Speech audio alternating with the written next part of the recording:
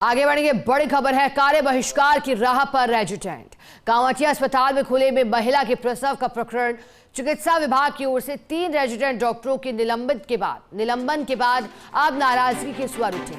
Jaipur association of resident doctor Jat ने निलंबन को एक तरफा कार्रवाई बताया। देर रात तक चली जीबीएम में आज सुबह 7 बजे से संपूर्ण कार्य बहिष्कार का ऐलान किया है। जाट ने कहा कि जब तक रेजिडेंट का निलंबन खत्म नहीं किया जाएगा तब तक सभी रेजिडेंट डॉक्टर ड्यूटी पर नहीं जाएंगे अस्पताल। इसके बाद ये पूरा मामला गरमाया है। देखिएगा, कई सवाल उठे थे खुले में महिला के प्रसव को लेकर के।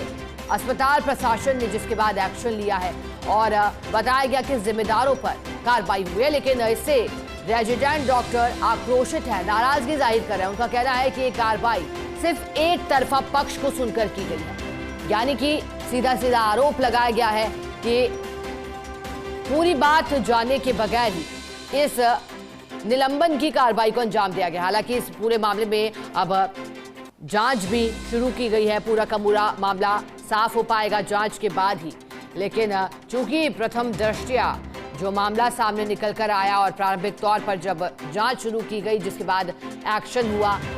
सहयोगी विकास शर्मा हमारे साथ जुड़े हैं इसी खबर पर। विकास, देखिएगा, सीधे सीधे आरोप लगाया जा रहा है कि एक तरफा मामले को जानकर के कार्रवाई की गई है।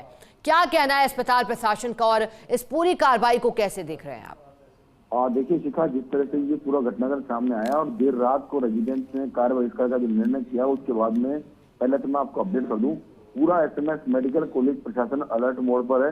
तमाम जो फैकल्टी मेंबर्स हैं जो छुट्टी पे चल रहे थे या फिर अवकाश पे चल रहे थे, अलग अलग उससे सभी के अवकाश जो है उनको रद्द कर दिया गया है। सभी को तत्काल प्रभाव से एसएमएस समेत अन्य जो अस्पताल जहाँ पर फैकल्टी रहती है वहां पर अपनी जिम्मेदारी संभालने के निर्देश दिए गए हैं। उधर अगर बात करें रेजिडेंट्स की तो देर रात को जीबीएम हुई है जिसमें कि पीजी और सुपर स्पेशलिटी के जो डॉक्टर्स हैं उन्होंने एक स्वर के अंदर कहा है कि अब वो सुबह 7 बजे से अस्पताल के अंदर प्रवेश नहीं करेंगे, यानी कि हॉस्टल में रहेंगे, कॉलेज में रहेंगे, लेकिन अस्पतालों में प्रवेश नहीं करेंगे जब तक कि उनकी मांगों पर सहमति नहीं बनती है। उनकी मांग जो है वो यही है कि जो एक तरफा कार्रवाई की गई है रेजिडेंट्स के खिलाफ वो गलत है और उसको वापस लिया जाना चाहिए। इसके साथ ही जो पूर्व में भी रेजिडेंट्स हो चुके उनका कहना यह है कि जिम्मेदारियां जो है फैकल्टी मेंबर्स की होती है, वो फैकल्टी मेंबर जो खुद का बचाव करने के लिए रेजिडेंट्स पर जिम्मेदारी छोड़ देते हैं और निश्चित तौर पर ऐसा होना भी यही चाहिए कि जो